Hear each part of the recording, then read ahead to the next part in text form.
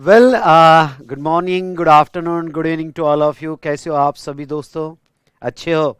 चलिए, जैसे हमने रिवीजन सीरीज का okay specially last topic in GST, तो इसमें अकाउंट्स एंड रिकॉर्ड्स आपने वो रिवीजन सेशन देखा होगा। नाउ आज का हम दूसरा रिवीजन सेशन, और वो है ईवे बिल। ईवे बिल का जो चार्ट है, मैंने एक चार्ट में पूरा ईवे बिल अरेंज किया है। बेटा मैंने बहुत मेहनत की है, तो चलो इसके ऊपर डिस्कशन करेंगे। और इसकी जो लिंक है आपको, ओके, ये चार्ट की लिंक नीचे डिस्क्रिप्शन कॉलम में देखिएगा। डिस्क्रिप्शन कॉलम में गूगल ड्राइव की लिंक आपको मिल जाएगी, वहां से आप ये चार्ट डाउनलोड कर पाओगे। और यहाँ पे इसका A3 पेज में आप प्रिंट आउट ले लेना। और मैं आपको एक बता दूं बेटा, कल के फोल्डर में भी ये ईवे बिल था, लेकिन थोड़ा सा मैंने चेंज किया उसके अंदर। तो ये जो नया कॉपी है ईवे बिल का पीडीएफ का, ये आपने डाउनलोड करना है। तो चलिए स्टार्ट करते हैं ये रिवीजन फटाफट। ओके, ईवे बिल का तो यहाँ पे बेटा ईवे बिल का सेक्शन 68 एंड रूल 138 को ध्यान में रखते हुए ईवे बिल का हम डिस्कशन करेंगे। ये पूरा चार्ट को थोड़ा समझ लीजिएगा, और ये चार्ट हम कैसा डिस्कस करने वाले हैं। तो दोस्तों, ये जो चार्ट है यहाँ पे, ओके, ईवे बिल की जनरल प्रोविजंस और ईवे बिल की यहाँ पे स्पेशल प्रोविजंस, ओके, ये पूरा चार्ट में हम यहाँ पे फटाफट डिस्कस करने वाले हैं। तो चलिए, general provision of e way bill अगर मैं बात करूं बेटा, तो what is e-way bill and why it is required. E-way bill एक डिजिटल इंटरफेरेंस है जो बिफोर मूवमेंट ऑफ गुड्स जो है उसका इंफॉर्मेशन, आपको गुड्स का इंफॉर्मेशन ऑनलाइन अपलोड करना है, यानी पोर्टल पे अपलोड करना है, और ईवे बिल जनरेट करना है। इसका रिलेवेंस क्या है? इसका रिलेवेंस है बेटा कि हैसल फ्री मूवमेंट है, मूवमेंट गुड्स की मूवमेंट का ट्रैक रखा जाएगा। टैक्स इवेजन, जो अभी फेक इनवॉइस, डमी इनवॉइस पे लोग क्रेडिट ले रहे हैं, ओके, तो ईवे बिल बनाने से कि गुड्स की मूवमेंट का ट्रैक होगा और टैक्स इवेजन कंट्रोल होगा। और यहाँ पे जो चेक पोस्ट थे हर स्टेट की, वो बाउंड्रीज एलिमिनेट होगी। ओके, तो ये कुछ फटाफट हमने देखे relevance of e way bill. Now next सवाल है, who and when e way bill is required to be generated. तो ईवे बिल किसे बनाना है? तो आरपी मतलब registered person, every registered person, वो रजिस्टर्ड पर्सन सप्लायर हो या रिसिपिएंट हो, या आप उसे कह सकते हो कंसाइनर हो या कंसाइनी हो। Okay, better way consigner, consignee ज्यादा अच्छा वर्ड है। ओके, तो कंसाइनर या consignee who causes the movement of goods, यानी जो रजिस्टर्ड है और वो causes the movement of goods, आपको ईवे बिल जनरेट करना है। ईवे बिल तीन केस में जनरेट हो सकता है। पहली बात तो कह दूं, ईवे बिल गुड्स का रहेगा, ओके, सर्विस का नहीं। और गुड्स का मूवमेंट का ईवे बिल आपको, अगर आपका सप्लाई होगा सेक्शन 71A 71B 71C के साथ, तो ईवे बिल जनरेट करना है। और आपका सप्लाई नहीं भी होगा, ओके, जस्ट स्टॉक ट्रांसफर होगा, तो भी ईवे बिल जनरेट करना है। या फिर due to inward supply from unregistered person, आपने अनरजिस्टर्ड पर्सन से परचेस किया होगा, तो वो सिचुएशन में भी आपको ईवे बिल जनरेट करना है। थोड़ा इसको और डिटेल में देख लेते हैं, voluntary generation and mandatory generation. जैसे ईवे बिल कब जनरेट होगा? अगर आपकी consignment value exceeds ₹50,000, I repeat, exceeds ₹50,000। अब वॉलंटरी और मैंडेटरी, वॉलंटरी जनरेशन में अगर 50,000 से कम आपकी कंसाइनमेंट की वैल्यू है या 50,000 है, तो आप ईवे बिल जनरेट कर सकते हो। लेकिन मैंडेटरी जनरेशन कौन से केस में होगा? तो मैंने यहाँ तीन केस अरेंज किए हैं कि अगर आपकी कंसाइनमेंट वैल्यू 50,000 के ऊपर है, तो आपको तो ईवे बिल बनाना ही पड़ेगा। ओके, जॉब वर्क के केस में, यानी ये दो केसेस ऐसी है, जॉब वर्क जहां इंटरस्टेट मूवमेंट है, या हैंडीक्राफ्ट गुड जहां इंटरस्टेट मूवमेंट है, वहां ईवे बिल आपको बनाना पड़ेगा। उसके बिना यहाँ पे, ओके, तो आपने वॉलंटरी बनाया हो या आपकी कंसाइनमेंट वैल्यू 50,000 से ज्यादा हो, तो आपने ईवे बिल बनाया हो, ओके, तो यहाँ पे रजिस्टर्ड पर्सन में भी consigner consignee causing the movement, उसे बनाना पड़ेगा। और ये registered person ECO, electronic commerce operator, courier agency या ट्रांसपोर्टर को भी ऑथराइज कर सकता है कि part A of the e way bill वो बना पाए। नाउ जॉब वर्क और हैंडीक्राफ्ट गुड्स के केस में बेटा, जो ओके, अगर इंटरस्टेट मूवमेंट होगी, वेरी इंपॉर्टेंट, इंटरस्टेट मूवमेंट होगी, तो जॉब वर्क के केस में प्रिंसिपल या जॉब वर्कर अगर वो रजिस्टर्ड है, तो इनको ईवे बिल बनाना पड़ेगा। हैंडीक्राफ्ट गुड्स में अनरजिस्टर्ड पर्सन, यानी person exempted from registration, okay, अगर आपको याद होगा तो अगर सेक्शन 24 में मैंडेटरी रजिस्ट्रेशन में दो एक्सेप्शन है हैंडीक्राफ्ट गुड्स के। अगर इंटरस्टेट मूवमेंट होगा और आपका थ्रेशोल्ड से नीचे होगा, या सीटीपी होगा और आप ओके, यहाँ पे सीटीपी और हैंडीक्राफ्ट गुड्स के सीटीपी होगे, तो वो केस में आपको कंपलसरी रजिस्ट्रेशन की जरूरत नहीं है, अगर आप यहाँ पे थ्रेशोल्ड के नीचे हो। पर आपको पैन होना जरूरी है और उनको ईवे बिल बनाना पड़ेगा। ओके, तो इनको irrespective of the consignment value, ₹1 की भी कंसाइनमेंट वैल्यू होगी, ओके, और वो इंटरस्टेट मूवमेंट होगा और जॉब वर्क या हैंडीक्राफ्ट गुड्स हो गए, तो वो केस में ईवे बिल बनाना पड़ेगा। चलो नेक्स्ट बेटा, डिटेल्स इन ईवे बिल, सुनो ध्यान से फटाफट, ओके, फटाफट रिवीजन होना चाहिए। Details in e-way bill, part ए और पार्ट बी, दो पार्ट रहेंगे ईवे बिल के, ओके, और फॉर्म होगा EWB01। अगर आपको लिखना है तो आप लिख सकते हो, ओके, सॉरी, यहाँ पे फॉर्म होगा बेटा EWB01। तो EWB01 में आपको पूरी डिटेल्स देनी है। ओके, पार्ट ए में GSTN of the supplier, place of dispatch का पिन कोड देना है, GSTN of the recipient, place of delivery उसका पिन कोड जैसा आपको देना है, डॉक्यूमेंट नंबर, ओके इनमें भी invoice, bill of entry, bill of supply, document date, value of goods, HSN code आपको देना है 5 करोड़ तक। ख्याल रहे HSN कोड 5 करोड़ तक आपका एग्रीगेट टर्न होगा तो 2 डिजिट, और 5 करोड़ के ऊपर होगा तो 4 डिजिट, और रीजन फॉर ट्रांसपोर्टेशन आपको पार्ट ए में देना है। एक इंपॉर्टेंट प्रोविजन जो आपके चैप्टर के एंड में दी गई है, और वो ये है कि अगर आपने 2 कॉन्जिक्यूटिव टैक्स पीरियड का रिटर्न फाइल नहीं किया या GSTR1 होगा तो पहले तो कंपोजिशन लेवी के केस में देखेंगे। कंपोजिशन लेवी ने अगर 2 टैक्सेबल पीरियड के रिटर्न फाइल नहीं किए तो वो कंपोजिट डीलर ईवे बिल नहीं बना पाएगा, उसका e way bill part A freeze कर दिया जाएगा। और बाकी अदर केसेस में अगर 2 मंथ या 2 क्वार्टर के GSTR1 या रिटर्न नहीं दिए गए तो उसका e way bill part A freeze कर दिया जाएगा। पार्ट बी की इंफॉर्मेशन में स्पेशली फॉर रोड होगा तो vehicle number for road okay उसको देना पड़ेगा, और ट्रांसपोर्ट डॉक्यूमेंट जो भी बनाया होगा वो आपको यहाँ पे उसकी डिटेल्स देनी पड़ेगी। लेकिन ये पार्ट बी की इंफॉर्मेशन ऑप्शनल है बेटा। अगर यहां पे आप within state goods move कर रहे हो, within state goods move कर रहे हो in a conveyance up to 50 kilometres okay from your business place to transporters place. बहुत सी बार ट्रांसपोर्टर्स सिटी के बाहर होते हैं, ओके सिटी के बाहर होते हैं पर सेम स्टेट में होते हैं, और आपकी ओके शॉप जो है गली कुची में है, ओके एक छोटे से एरिया में, और ओके ट्रक वहां नहीं आ सकता या ट्रांसपोर्टर वहां आने के रेडी नहीं है, तो आपको ट्रांसपोर्टर के प्लेस तक ले जाके लेना पड़ता है। और ये अगर ट्रांसपोर्टर की प्लेस अगर 50 किलोमीटर के अंदर होगी और सेम स्टेट में आपका गुड्स ट्रांसपोर्ट हो रहा होगा तो ईवे बिल तो जनरेट करना पड़ेगा। आई रिपीट, ईवे बिल तो जनरेट करना पड़ेगा, लेकिन पार्ट बी की इंफॉर्मेशन ऑप्शनल रहेगी, वो नहीं भी दिया तो चलेगा। चलो वेरी गुड, ये भी हो गया। चलो फटाफट determination of value. E-way bill के लिए जो 50,000 की कंसाइनमेंट वैल्यू निकाली जाएगी कि ओके वो कंसाइनमेंट वैल्यू सेक्शन 15 के हिसाब से सेक्शन 15(1) ट्रांजेक्शन वैल्यू, 15(2) की सभी एडजस्टमेंट, फिर उसमें टैक्सेस भी ऐड किए जाएंगे, उसमें ओके थर्ड पार्टी पेमेंट भी ऐड किए जाएंगे, इंसिडेंटल चार्जेस, इंटरेस्ट ओके और सब्सिडी वगैरह जो भी होगा ओके अगर ऐड होती है तो ऐड कर दिया जाएगा, पर डिस्काउंट का डिडक्शन मिलेगा। तो एज पर सेक्शन 15 उसकी वैल्यूएशन होगी। पर बहुत मोस्ट इंपॉर्टेंट पॉइंट जो आपको ख्याल रखना है, ओके 50,000 की वैल्यू निकालते वक्त आपको जीएसटी ऐड करके देखना है कि 50,000 क्रॉस हुआ कि नहीं हुआ, तो उसमें जीएसटी एलिमेंट ऐड करना है। लेकिन एग्जम्प्टेड गुड्स की सप्लाई की वैल्यू होगी तो एग्जम्प्टेड गुड्स के वैल्यू का आपको एक्सक्लूड करना है। चलो ये वैल्यूएशन हुआ। चलो next when e way bill is required to be generated okay, तो ईवे बिल जो है ओके रोड के केस में, रेल के केस में और एयर के केस में, ये क्वेश्चन मैंने रिपीट किया ओके रोड, रेलवे और एयर। रोड के केस में आपको ईवे बिल जो है before movement of goods generate करना पड़ता है अगर बाय रोड जा रहा है ओके, मूवमेंट के बाद नहीं, before okay movement of goods. लेकिन रेलवे होगा, वेसल और एयरक्राफ्ट होगा तो आप पहले भी ओके बिफोर भी कर सकते हो या आफ्टर भी कर सकते हो ओके, यानी मूवमेंट स्टार्ट होने के बाद पर्टिकुलरली पार्ट बी की इंफॉर्मेशन सुनना, पर्टिकुलरली पार्ट बी की इंफॉर्मेशन आप बाद में भी कंप्लीट कर सकते हो, लेकिन गुड्स की डिलीवरी के पहले आपको एक पार्ट बी की इंफॉर्मेशन कंप्लीट करके वो गुड्स ओके कंप्लीट करके ईवे बिल आपको हैंडओवर करना पड़ता है, तो ही आपको गुड्स की डिलीवरी मिलती है। तो रेलवे और एयरक्राफ्ट में ओके स्पेशली पार्ट बी की इंफॉर्मेशन आपने बाद में किया तो भी चलेगा। अब बेटा बाय रोड में मैंने दो बातें की है, सेल्फ ट्रांसपोर्टेशन, थर्ड पार्टी यानी ट्रांसपोर्टर ट्रांसपोर्ट कर रहा है, ये पॉइंट ध्यान देखना ओके। सेल्फ ट्रांसपोर्टेशन होगा मतलब आपका खुद का व्हीकल होगा ओके, अपने खुद के व्हीकल में लेके जा रहे हो या हायर्ड व्हीकल या पब्लिक, लेकिन आपका व्हीकल है, ट्रांसपोर्टर सर्विस नहीं दे रहा है, आपने खुद हायर किया है ओके, वो व्हीकल या पब्लिक कन्वेंस में जा रहा होगा तो पार्ट ए और पार्ट बी की इंफॉर्मेशन दोनों यहां पे रजिस्टर्ड पर्सन को देनी पड़ेगी हु कॉजिंग द मूवमेंट। लेकिन यहां पे ट्रांसपोर्टर के थ्रू आप ट्रांसपोर्ट कर रहे होगे स्पेशली बाय रोड, तो पार्ट ए की information registered person who causing the movement उसको कंप्लीट करना पड़ेगा, और पार्ट बी की इंफॉर्मेशन आप ट्रांसपोर्टर को भी असाइन कर सकते हो, ट्रांसपोर्टर पार्ट बी की इंफॉर्मेशन यहां कंप्लीट करेगा ओके। नाउ यहां एक स्पेशल प्रोविजन में बताऊंगा, अगर ट्रांसपोर्टर यहां पार्ट बी की इंफॉर्मेशन कंप्लीट कर रहा है for generation of e way bill, तो अगर वो जीटीए ट्रांसपोर्टर अनरजिस्टर्ड है तो ऐसे सिचुएशन में उसे यूनिक एनरोलमेंट नंबर ओके, यानी ईवे बिल पोर्टल पे उसको यूनिक एनरोलमेंट नंबर जिसको यूईएन कहते हैं वो लेना पड़ेगा, वैसे रिकॉर्ड चैप्टर में हमने देखा। और अगर जीटीए रजिस्टर्ड है तो उसका जीएसटी उसे कोड करना पड़ेगा ईवे बिल में, अगर उसका जीएसटी नहीं होगा और उसके मल्टीपल रजिस्ट्रेशन हो गए तो वो केस में कॉमन यूईएन ले सकता है। देखो यूनिक एनरोलमेंट नंबर और कॉमन यूईएन में फर्क है, हमने अकाउंट्स और रिकॉर्ड्स में भी देखा था, तो यहां पे कॉमन यूईएन लेना पड़ेगा। इसका फायदा यह है कि उसको मल्टीपल जीएसटीएन जो है वो यहां पे ओके ईवे बिल में देने की जरूरत नहीं है, कॉमन यूईएन से काम बन सकता है। चलो ये तो प्रोविजन डिवीजन हमने ई वे बिल की देखी।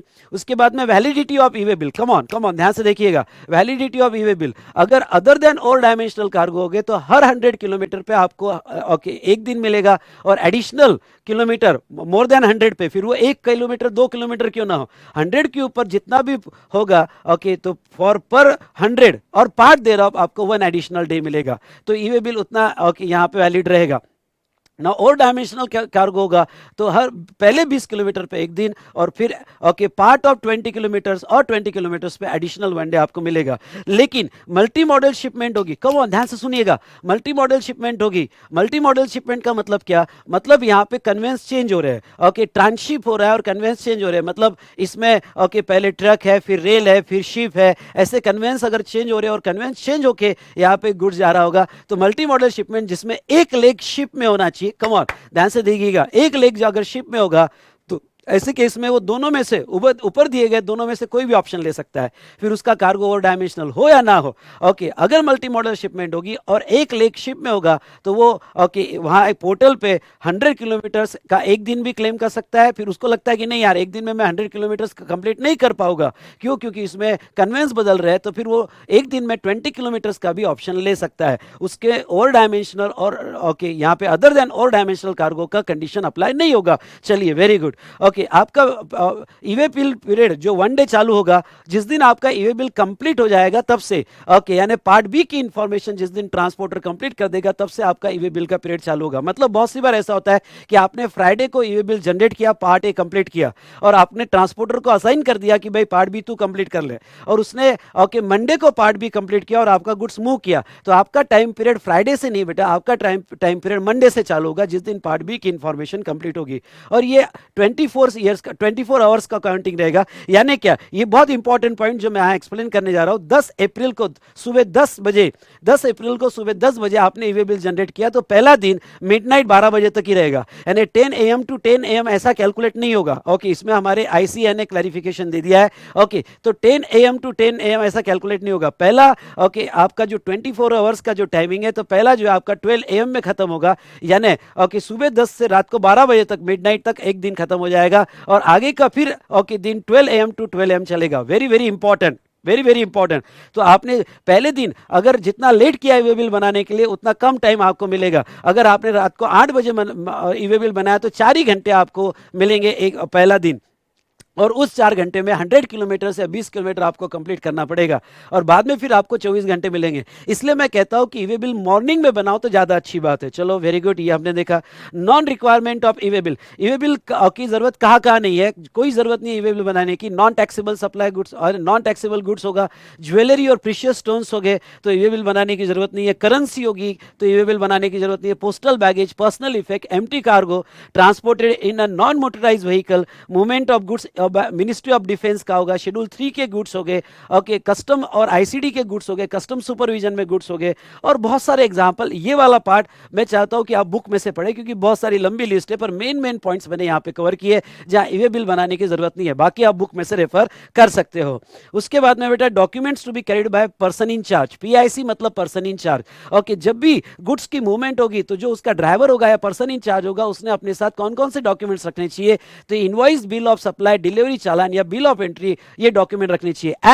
एंड ईवे बिल उसके साथ में रखना चाहिए। पर ईवे बिल कैसे रख सकता है, आइदर वो फिजिकल फॉर्म में रख सकता है या e way bill okay number in electronic form में भी रख सकता है, ईवे बिल जस्ट नंबर वो कैरी करे, या फिर अगर उसके कन्वेंस में radio frequency RFI, radio frequency identification, I repeat radio frequency identification device होगा, आरएफआई होगा, आप एग्जाम में भी आरएफआई लिख सकते हो। ओके तो रेडियो फ्रीक्वेंसी आइडेंटिफिकेशन डिवाइस होगा तो वो उस पर भी मैप किया जा सकता है।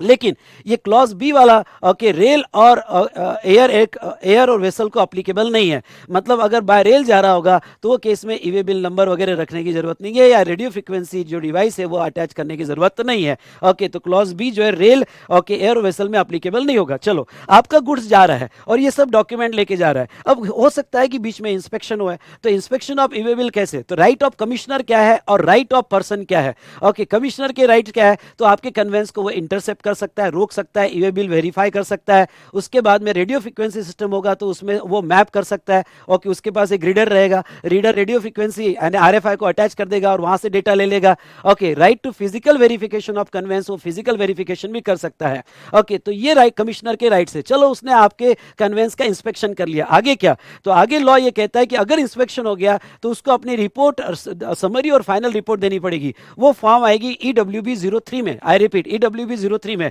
ओके, EWB 03 के पार्ट ए में समरी रिपोर्ट 24 घंटे के अंदर देनी पड़ेगी। सुनना मेरी बात, समरी रिपोर्ट 24 घंटे के अंदर देनी पड़ेगी। और पार्ट बी में ओके फाइनल रिपोर्ट जो है उसको 3 दिन के अंदर देनी पड़ेगी। ओके, 3 दिन के अंदर फाइनल रिपोर्ट उसको यहां पे सबमिट करनी पड़ेगी। ओके, तो दूसरा, ये तो कमिश्नर के राइट्स देखे बेटा। दूसरा, राइट ऑफ द पर्सन क्या है, यानी जो पर्सन को रोका गया तो उसके राइट्स क्या है। अगर उसको 30 मिनट से ज्यादा रोका गया तो वो EWB 04 में कॉमन पोर्टल पे ओके इंफॉर्मेशन दे देगा कि मेरा व्हीकल 30 मिनट से ज्यादा रोका गया, और वो इंफॉर्मेशन कॉमन पोर्टल पे EWB 04 में दे देगा। सर फॉर्म याद रहे तो अच्छी बात है, नहीं तो बहुत अच्छी बात है, लेकिन याद रहे तो मैं ज्यादा कहूंगा, सजेस्ट करूंगा कि याद रखो। Non compliance of e way bill, आपने ईवे बिल नहीं बनाया तो क्या होगा? सेक्शन 122 के तहत ओके आपको पेनल्टी लगाई जाएगी। ओके, और पेनल्टी 10,000 और tax evaded whichever is higher. ख्याल रहे, 10,000 या tax evaded whichever is higher. और सेक्शन 129 में ओके आपका गुड्स कॉन्फिस्केट कर लिया जाएगा और 129 की प्रोसीडिंग आपके अगेंस्ट में ली जाएगी और कन्वेंस भी कॉन्फिस्केट कर लिया जाएगा। उसके बाद में बेटा सर ये बताइए, एक्सेप्टेंस और रिजेक्शन और cancellation of e way bill. I repeat, acceptance, rejection और cancellation of e way bill. Okay, e way bill generate हो गया। ओके, तो जिसके नाम पर जनरेट हुआ मोस्टली रिसिपिएंट या सप्लायर, दोनों 72 घंटे के अंदर कैंसिल कर सकते हैं। लेकिन अगर यहां पे बिफोर डिलीवरी ऑफ गुड्स, अगर डिलीवरी आपकी 72 घंटे नहीं 2 ही दिन में जा रही है या एक ही दिन में जा रही है, तो दोनों में से विच एवर इज अर्लियर आप कैंसिल कर सकते हो। मतलब 72 घंटा या before delivery which ever is earlier, उसमें से आप कह सकते हो कि ये मेरा ईवे बिल नहीं है, कैंसिल नहीं कहूंगा, रिजेक्ट कर दोगे। और क्योंकि भाई ये मेरा ईवे बिल नहीं है, अगर आपने 72 घंटे या डिलीवरी के पहले उसको रिजेक्ट नहीं किया तो वो डीम टू बी एक्सेप्टेड माना जाएगा अगर आपके नाम पे निकला। और cancellation of e way bill, generally ये सप्लायर जो जनरेट करता है ईवे बिल, वो सप्लायर हो या रिसिपिएंट हो, who causing the movement of goods, जो ये ईवे बिल जनरेट करता है बेटा, वो यहाँ पे ओके कैंसिल करेगा। ओके, कैंसिल कब होगा? गुड्स नॉट ट्रांसपोर्टेड, मतलब आपने ईवे बिल जनरेट किया और ट्रांसपोर्ट नहीं किया तो वो सिचुएशन में कैंसलेशन जाएगा। या फिर आपके गुड्स की डिटेल्स वो नहीं है जो ईवे बिल में दिया, तो वो ये सिचुएशन में ईवे बिल जो है यहां पे कैंसलेशन पे जा सकता है और 24 आवर्स के अंदर आपको कैंसिल करना पड़ेगा। और can not be cancel if verified in transit. I repeat, e-way bill जो है या कैंसिल नहीं हो सकता। I repeat, e-way bill cancel नहीं हो सकता ओके अगर वो इन बिटवीन वेरीफाई हो गया, यानी 24 घंटे के अंदर आपके पास टाइम है कि आप कैंसिल कर दो, लेकिन इन बिटवीन वो अगर फिजिकल एग्जामिन हो गया, वेरीफाई हो गया, तो फिर आप कैंसिल नहीं कर सकते। तो ये देखो बेटा, हमने ईवे बिल के बारे में ये चीजें देखी। उसके बाद में कुछ स्पेशल केसेस, ईवे बिल के लिए स्पेशल केसेस, जैसे transshipment of goods. Transshipment of goods के बारे में अगर मैं आपको बता दूं तो यहां पे देखिए बेटा, अगर आपका गुड्स ट्रांसशिप हो रहा है, सॉरी जस्ट अ मिनट, हाँ ये डायग्राम है आपका। ट्रांशिपोरा मतलब क्या? ट्रांशिपोरा मतलब एक ट्रक से दूसरे ट्रक शिफ्ट हो जाएगा, यानी कुछ के इन बिटवीन, यानी आपका गुड्स निकला ओके कुछ डिस्टेंस वो एक ट्रक में जाएगा और फिर वो शिफ्ट हो जाएगा, ट्रांशिप हो जाएगा। तो क्या यहाँ नया ईवे बिल जनरेट करने की जरूरत है? नहीं, नया ईवे बिल जनरेट करने की जरूरत नहीं है। पार्ट ओके पहला ईवे बिल जो आपने जनरेट किया, पार्ट ए और पार्ट बी की इंफॉर्मेशन यहाँ ट्रांसपोर्टर दे देगा, यानी पार्ट ए की इंफॉर्मेशन कंसाइनर वो causing the movement of goods वो दे देगा, पार्ट बी की इंफॉर्मेशन ट्रांसपोर्टर 1 दे देगा। अब वो दूसरे ट्रांसपोर्टर के पास शिफ्ट हो रहा है, तो ट्रांसपोर्टर 1 उसी ओरिजिनल ईवे बिल में ओके पार्ट बी का जो ये है वो ट्रांसपोर्टर 1 ट्रांसपोर्टर 2 को असाइन कर देगा कि तू चेंज कर दे, और ट्रांसपोर्टर 2 जो है ओके जिसको असाइन किया गया वो इंफॉर्मेशन चेंज कर देगा। मतलब आपको नया ईवे बिल जनरेट करने की जरूरत नहीं है, सिर्फ ओके पार्ट बी की इंफॉर्मेशन जो है यहां पे ओके ट्रांसपोर्टर 2 जो है उसको चेंज कर देगा। चलो, ये हमने ईवे बिल से रिलेटेड देखा। ओके नेक्स्ट बेटा यहाँ पे आ जाइए इस चार्ट पे। ये तो आपने देखा स्पेशल केस कि भाई ए की ईवे बिल बनाना पड़ेगा और बी की इंफॉर्मेशन अनदर ट्रांसपोर्टर को ओके असाइन कर दी जाएगी। बिल टू और शिप टू, ओके बहुत सी बार बिल टू शिप टू जैसे आपको पता है तो थर्ड पार्टी के डायरेक्शन पे शिपमेंट हो रही है, तो वहां दोनों का डिटेल्स दिया जाएगा ओके, यानी प्लेस ऑफ कंसाइम, प्लेस ऑफ डिस्पैच ओके और बिल ओके जिसके नाम का है उसका भी, यानी शिप टू और बिल टू इसकी पूरी डिटेल्स ईवे बिल में दी जाएगी, और वो केस में भी एक ही ईवे बिल बनेगा। वो स्पेशल टैब है बिल टू शिप टू का, एक ही ईवे बिल में किसको बिल हो रहा है और किसको शिप हो रहा है उसकी डिटेल्स दी जाएगी। उसके बाद में इनवॉइस रेफरेंस नंबर, यानी फिजिकल कॉपी कैरी नहीं करनी है इनवॉइस की, तो आप ऑनलाइन इनवॉइसेस अपलोड कर सकते हो। और अगर आप ऑनलाइन इनवॉइसेस अपलोड कर रहे हो तो आपको आईआरएन मिल जाता है, इनवॉइस रेफरेंस नंबर मिल जाता है। उसका फायदा क्या है, तो आपको फिजिकल कॉपी उसकी कैरी करने की जरूरत नहीं है, और आपके ईवे बिल में वो इनवॉइस ऑटो पॉपुलेट हो जाता है। यानी अगर कोई ईवे बिल अगर इंस्पेक्ट हो रहा है तो वो सिचुएशन में बेटा, आई रिपीट, ईवे बिल अगर इंस्पेक्ट हो रहा है तो वो सिचुएशन में यहाँ पे ओके वो रेफरेंस नंबर से डिजिटल कॉपी चेक हो जाएगी, फिजिकल कॉपी कैरी आउट करने की जरूरत नहीं है।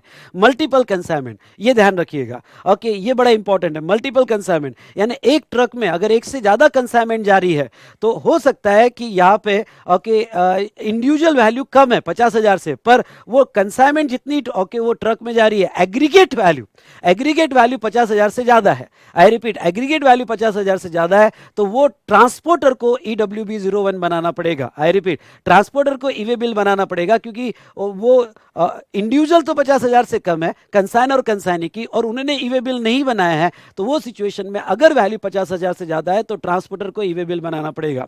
दूसरा बेटा एक कंसेप्ट है कंसोलिडेटेड ईवे बिल। अब ये कंसोलिडेटेड ईवे बिल क्या है, समझ लो, यहां पे ये ऑप्शनल है, ये कंपलसरी नहीं है, ये ऑप्शनल है। मतलब क्या कि भाई आपके ट्रक में जो गुड्स जा रहा है, वो गुड्स जो जा रहा है बाय रोड ट्रांसपोर्ट हो रहा है, ओके उसमें सबने ईवे बिल बनाए हैं, यानी 10 लोगों के गुड्स जा रहे हैं और 10 ईवे बिल है, पर आपको ये 10 ईवे बिल नंबर संभाल के नहीं रखना है, तो आप उसका एक मैनिफेस्ट बना सकते हैं, एक लिस्ट बना सकते हैं, और वो लिस्ट ओके जिसको कंसोलिडेटेड ईवे बिल कहा जाएगा EWB02 में बना सकते हो। तो आपको सिर्फ EWB02 का ओके वही कैरी आउट करना पड़ेगा, उसकी मैपिंग करना पड़ेगा, यानी ऑफिसर जब चेक करेगा तो EWB02 से उसको सभी EWB01 मिल जाएंगे, और EWB01 मिलने के बाद वो उसको वेरीफाई कर सकता है। तो यहां पे ध्यान रखिएगा, ट्रांसपोर्टर को EWB01 बनाना पड़ेगा अगर एग्रीगेट वैल्यू 50,000 से ज्यादा है और ईवे बिल नहीं बने हैं, और कंसोलिडेटेड ईवे बिल भी वो जो है अगर मल्टीपल कंसाइनमेंट है तो ऑप्शनल है कि वो बना सकता है, पर ये ओनली बाय रोड अप्लीकेबल है। और कुछ इंपॉर्टेंट क्लैरिफिकेशंस, ओके क्लैरिफिकेशंस क्या थे बेटा, transit of goods in a same state through another state, मतलब क्या होगा कि मैं अपने सेम स्टेट में ट्रांजिट कर रहा हूं लेकिन किसी और स्टेट के थ्रू, ओके मेरा ट्रक किसी और स्टेट के थ्रू आएगा और मैं सेम स्टेट में ट्रांजिट कर रहा हूं तो भी आपको ईवे बिल बनाना पड़ेगा। और अगर आप ओके सेम स्टेट में डोमेस्टिक टैरिफ से एसईजेड दे रहे हो या वाइस वर्सा होगा तो वो सिचुएशन में ईवे बिल बनाने की जरूरत नहीं अंडर CGST। ओके देखो ईवे बिल बेटा दो है, SGST लॉ का अलग है, CGST लॉ का अलग है।